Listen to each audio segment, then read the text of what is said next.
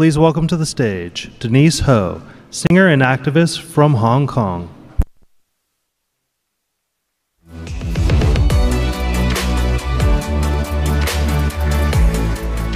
Hello.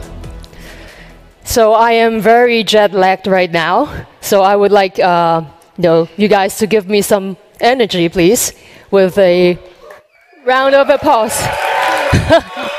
I am really dizzy right now. So yeah, let's go. So, how do we make this work?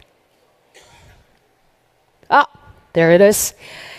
Okay, so since early June this year, 2019, an unprecedented movement in Hong Kong has taken the world by surprise. What started out as a million people march morphed into this sustained fight that has gone on for more than 11 weeks. Although we are still, at this moment, in front of all sorts of intimidation from the Chinese government, suppression from our own Hong Kong government, and also police brutality that has fired more than 2,000 tear gas and rubber bullets and sponge bullets, and also have arrested more than 800 people in the course of 70 days, we are still standing strong. Thank you.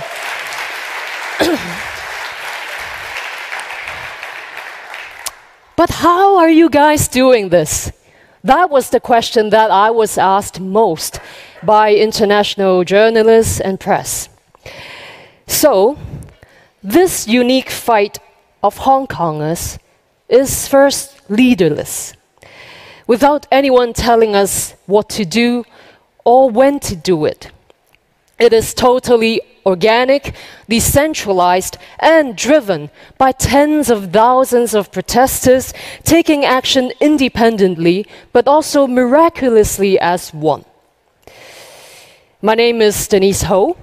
I am a singer and pro-democracy activist from Hong Kong. And I am also one of the proud participants of this anti-extradition bill movement that is in Hong Kong. So this is a movement that is nameless. But we have found this core mentality from day one. This motto that was inspired by our most famous Hong Kong actor, Bruce Lee: be water. This sort of Taoist or philosophical concept fueled our movement with its ever-flowing and changing strategies and tactics. And I quote, "Be formless, shapeless like water. You put water in a cup, it becomes the cup. You put water into a teapot, it becomes the teapot. Now water can flow or it can crash. Be water, my friend." With this, the young and furious in Hong Kong became this formless force, adapting to the most difficult of the situations in face of the most powerful machine that is China. So in order to understand this kind of unity and flexibility, you all have to first understand what happened in 2014, the umbrella movement. This was the start to everything. This was the first time ever that Hong Kong people stood up in mass to fight for our freedoms. We wanted to preserve our autonomy, which was promised to us by the Chinese government in the Basic Law, under the one country, two systems model. So for 79 days, we camped and occupied Harcourt Road. This became a symbol or an equivalence to victory, but also a path to failure. Because people were desperately trying to safeguard this area and wouldn't leave at all costs. So this became an easy target for the Hong Kong government. That movement then was led by a few groups, including the Student Union, Scholarism led by Joshua Wong, and also the Occupy Central trio. This, how should I put it, this kind of conservative structure slowed down things with its very painful and long processes of decision making.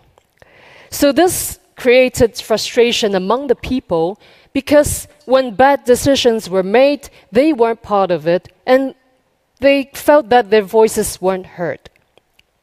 So the community split into like different camps, and people became very wary of each other. And the movement died down in exhaustion and bitterness.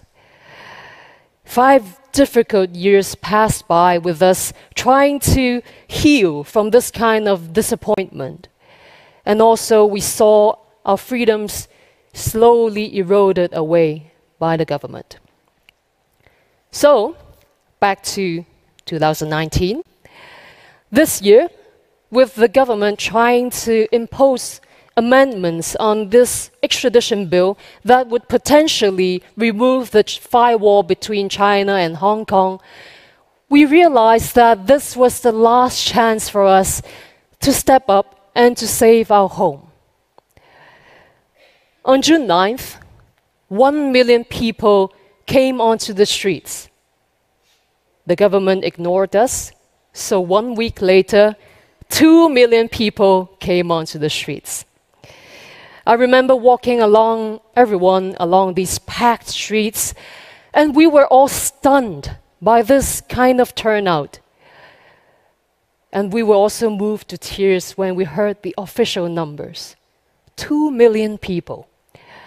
Who would have ever imagined this kind of comeback from Hong Kongers? And this time, we were determined to do it better and to learn from our mistakes. So back to the question, how did we do this?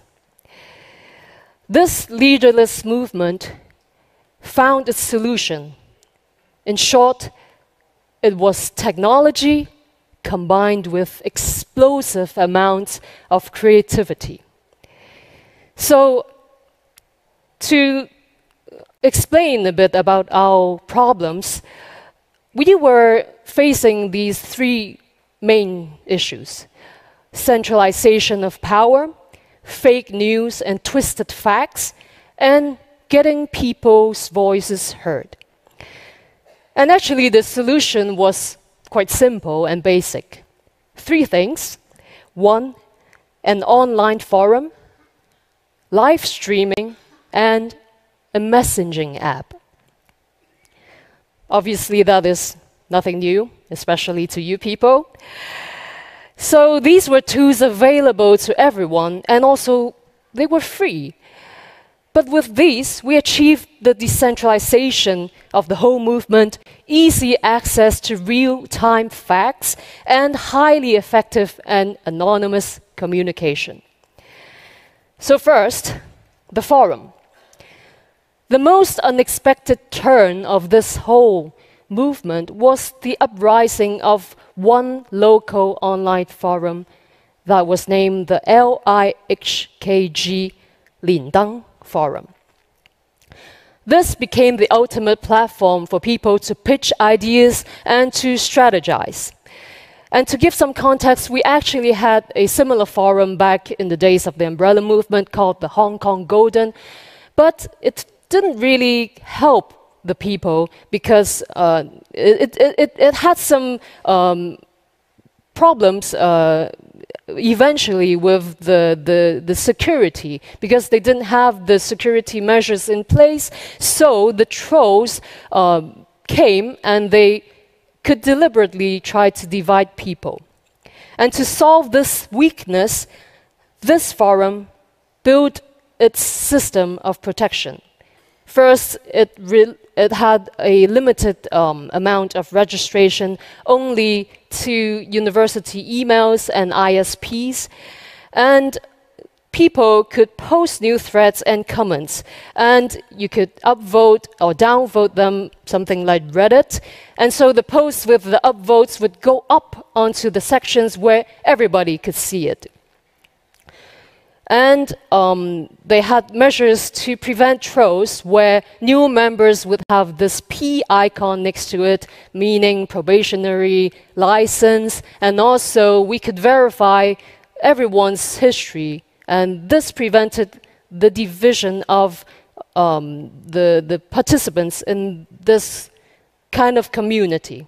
And so this created this safe discussion platform for everyone, where everybody could pitch in and they could vote on the ideas that they thought best. This solved the dragging on of the issues back in the umbrella days, where the indecisiveness of certain organizations slowed people down.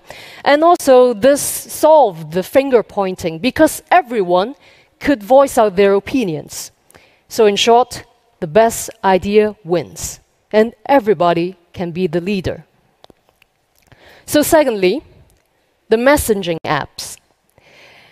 With these strategies formed on the forums, we needed a way to achieve real-time communication, especially on-site. And again, as there is no leader, we needed this collective messaging and broadcasting app that could get the directions and also the information fast and seamlessly. So, general channels were formed on this encrypted app called Telegram. And eventually, these groups evolved into more specific groups targeting different needs. For example, first aid, real-time scouting channels, news, campaigning, transportation. Even my fan page, my channel, became a communication platform. So with these tools combined, we found this new sort of fluidity and speed. These ideas would be created on these platforms, and then overnight, promotional artwork would be ready, which were contributed by anonymous designers. These events could be announced quickly, within a day or even hours, and they may even be cancelled if something didn't feel quite right. So this kind of trial and error made it extremely difficult for the government to counter-react to, because the tactics and the people were ever-changing. And so, finally, the live streaming. Whether it is on Facebook, YouTube, Instagram, or Twitch, everyone can bring truth to the table.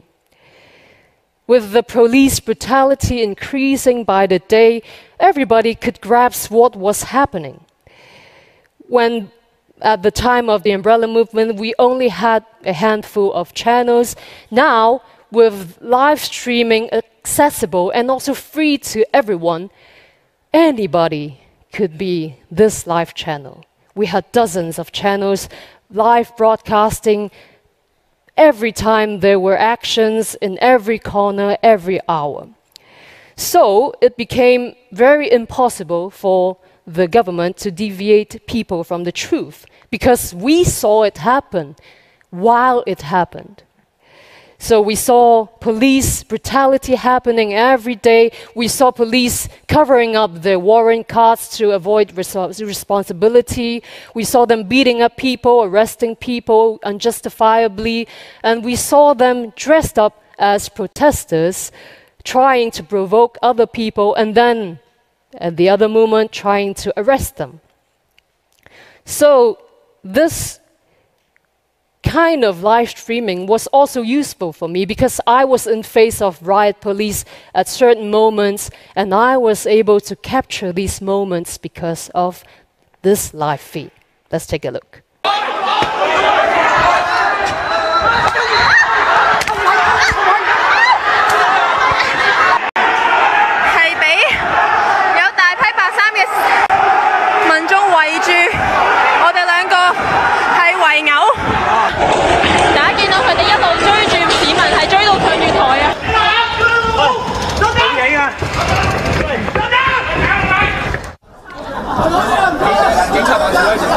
Sir， 想問下你哋點解好似示威者咁嘅打扮嘅？你哋係便衣探員啦，定係你哋係警察咧？問問題㗎喎，唔好騷擾我哋。你做緊嘢，你警察定先？我想話，我想你係咪警察先？你委任制喺邊啊？你係警察，我唔阻止你做嘢，但我唔知你係邊個。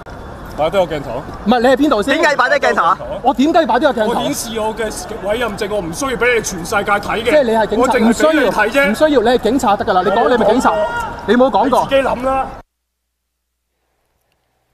So that was not me in the beginning, don't worry. Yes, so this kind of monopolization of information shifted to the people, enabled this widespread documentation of truth. And so basically anyone who owns the smartphone have the power in their hands. So along with other tools such as airdrop, maps, face recognition, we could very quickly distribute and verify information. We could gather resources and manpower, fact check, and also crowdfund ideas, such as this Stand with Hong Kong at G20 Summit campaign, where we used 5 million Hong Kong dollars, which were raised by 20,000 donors within hours, and we put up full-page ads in international newspapers worldwide. So there's really nothing new here, only these creative minds and also the speedy execution of Hong Kongers. So right now, this fight is still ongoing. Our government is not backing down, but neither are we. There are problems that we are unable to solve, even with this kind of technology. Say, for example, this decentralization is a problem because there is miscommunication on site. Again, without a leader, it is difficult to come to mutual and quick decisions when we are in face of critical situations. And also, as you all know, the algorithms on social media only feeds us information that we want to see. So this creates this kind of disconnect with this fuller picture where everybody has their own beliefs, and it becomes even more difficult to resolve issues. So how can we solve it? How can we solve this situation that we are facing in Hong Kong right now? And I urge you all in this room to bring these solutions to the table. Technology is not perfection, but nor should it be regarded as this tool of destruction. Because these are only tools after all, and it actually facilitates actions and also empower those who didn't have a voice ever before in society. In the right hands, this could lead to the most unexpected change in the global community, as the Hong Kongers have demonstrated. And with integrity in mind, human rights and inequalities could be resolved. It is, in fact, a very, very important year in the course of history. Important shifts in the world are happening. Who would have ever thought that Hong Kong, this 7 million people city, would become in the front lines against this authoritarian government that is China? The story of David and Goliath is actually happening with the help and the advancement of technology. And also combined and together with the flexibility of the mind, I think we could together come to endless new possibilities to change the world. Thank you. Thank you. Yep. Thank you.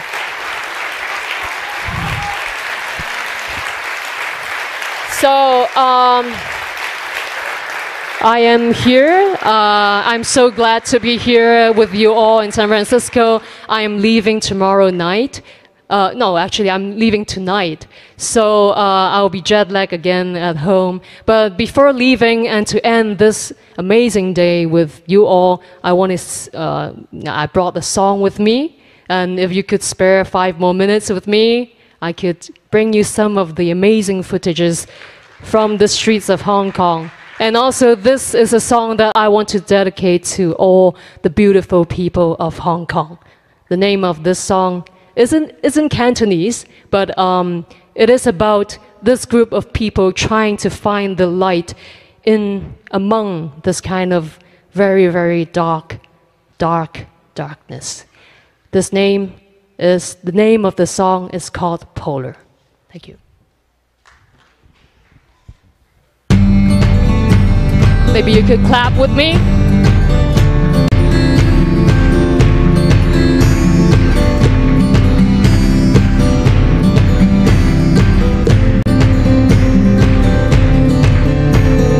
看不到的，伸手以外看不見的，冰封四處只有這脈搏。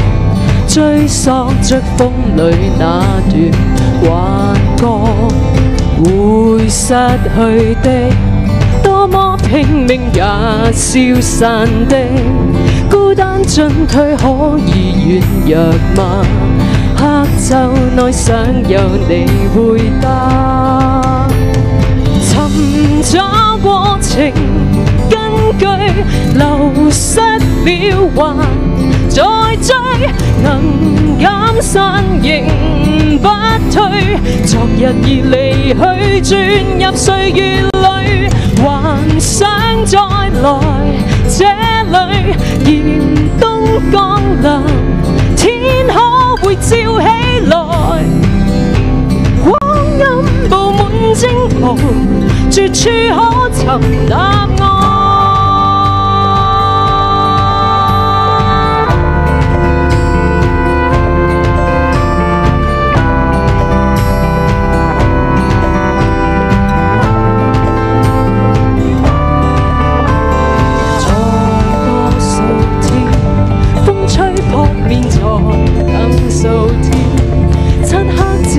找到了輪廓，失散後總會再遇上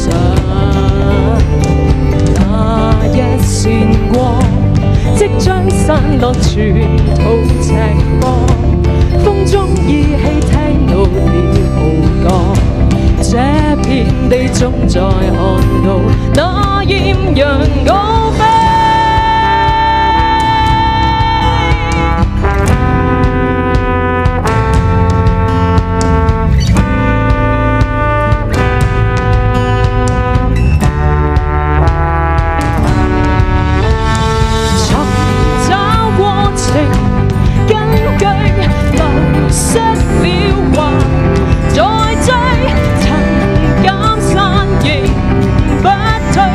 狂風裏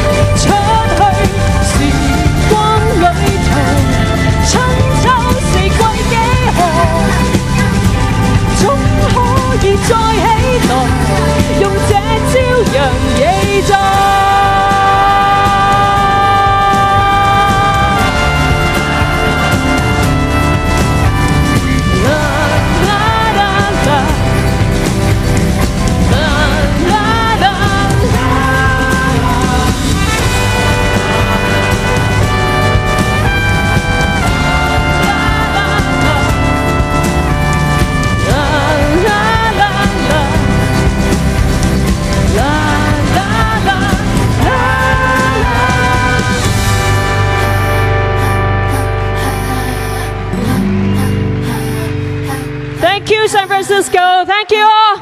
Bye bye.